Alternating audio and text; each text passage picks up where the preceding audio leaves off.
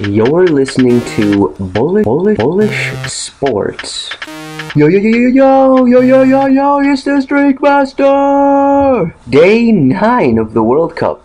Is it 9? I think it's 9. Well, it's Friday, June 20th. Here are the games. Italy, Costa Rica, 12 p.m. Switzerland, France, 3 p.m. Honduras, Ecuador, 6 p.m. Those are all Eastern times. The first one, we're talking Italy and Costa Rica. Italy got a big win, 2-1 their first game over England. Basically, they did what everyone thought they were going to do. Great defensive side and just precision on the other end. Balotelli, he's a beast. He's going to score goals for Italy. That's why he's there. And there's not a lot of defenses out there that can stop Balotelli. While he does do some stupid things, he's also a great player and a huge threat for opposing defenses. And then you throw in Pirlo, who just keeps doing it every single year.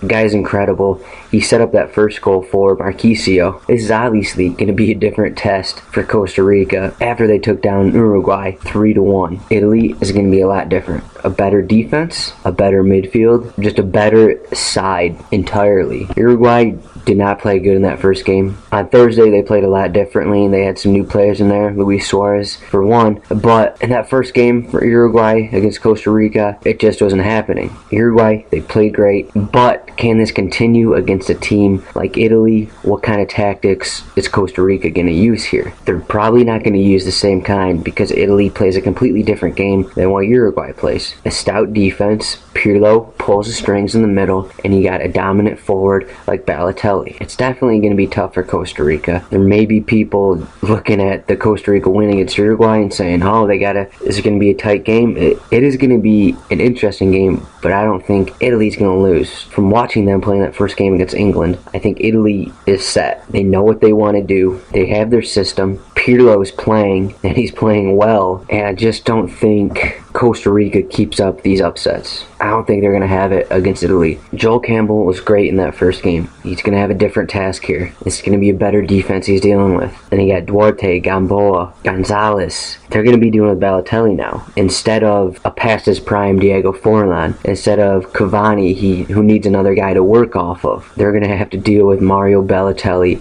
His size, he's always going to be a problem in there. Italy definitely is the advantage. I'm not sure where the goals are going. Could be 2-1, could be a 2-0 type of game for Italy, but I'm not touching the goals. I think Italy's going to win though. Switzerland and France, these teams had much different opening games. Switzerland needed a late stoppage time goal to beat Ecuador 2-1, while France, they dominated Honduras. They got a goal late in the first half, and then they went on to win 3-0. Of course, they're also helped out by a red card for Wilson Palacios of Honduras, but they still dominated, even when it was 11 guys. They just didn't put the ball in the back of the net before that happened. Now, this is going to be a much different game for both of these teams. Whereas Switzerland probably had the edge on Ecuador in that last game, they're going to be dealing with France, who's loaded in mostly every position on the field. And then you got France, where they were on the attacking end for most of that game. They're going to have to deal with another European team that knows how to play, that knows how to control possession. It's going to be up to, like we've seen lately, what forwards are going to finish the goals. The advantage has to go to Karim Benzema, who looked great in his last game, over a guy like Dermich or Shaqiri or Stocker of Switzerland. Switzerland just doesn't have the forwards to advance that far in the World Cup. They just don't have the scoring to do it. And we saw it last game. I mean, they needed a stoppage time winner in that last game. And they had so many chances, and so many bad chances at that. They had a ton of shots from outside the 18, and they could have had more opportunities, but they just don't have that forward. Like a Luis Suarez, it's going to pounce down and get those goals when you need them. That's what Switzerland doesn't have. Is Karim Benzema going to be that guy for France? It's very possible. The advantage goes to France, but it's going to be a closer game between these two. It'll be interesting to see the midfield battle. You got guys like Pogba and Cabaye, and they're going against Xhaka, Inler, and Barami. We know France is going to have the advantage in the forward department. But our guys like Giroud and Lichtsteiner, are they going to be able to deal with the speed and the precision of what France has on the attack? I think Switzerland's going to have a problem getting goals in this one. I don't see more than one goal out of Switzerland in this one. I don't feel that confident in picking France to win. This is, like I said, it's an entirely different game. considering both these teams are coming off wins, it's not like these teams are going to be pushing for a win. I'm not sure Switzerland's going to go all out and go for the win against France, because they don't really need that. They could be fine with a draw. So I'm going to hold back on this one, listen to my plays later, but I'll probably lean with a France PK, little pick'em action. And the last game, the same group, but the losers of that last group, these teams need a win, but I'm not sure how these teams are going to play. Honduras, usually a more defensive side. They're not going to have Wilson Palacios. He just got a red card. Are they going to be attacking a little more in this game against a team like Ecuador? It's very possible.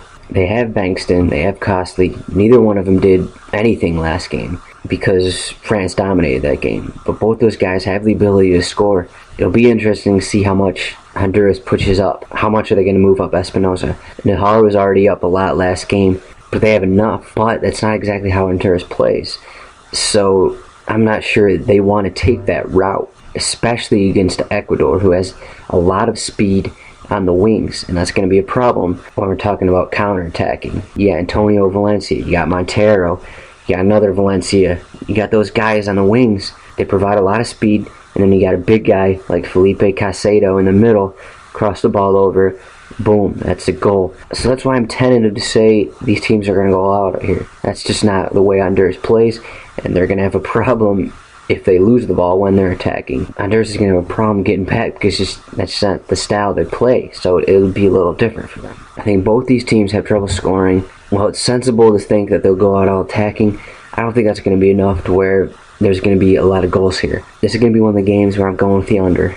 Both teams struggle to score. While not the biggest matchup of the day, Ecuador, Honduras, hopefully we don't get a 0-0 type of game. Hopefully there's some goals. There should be some goals. I like Ecuador in this one. I'm just not sure after watching Honduras in that last game if they're going to have enough here. There's the physical team. They don't have the skill. They don't have the speed.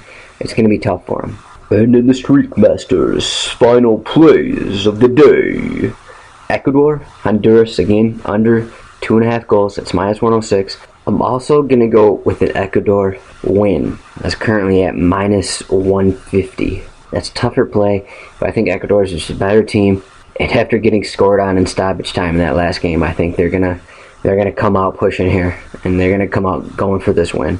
And the Parleasy, we're looking at France pick'em -103 combined with Italy win -185.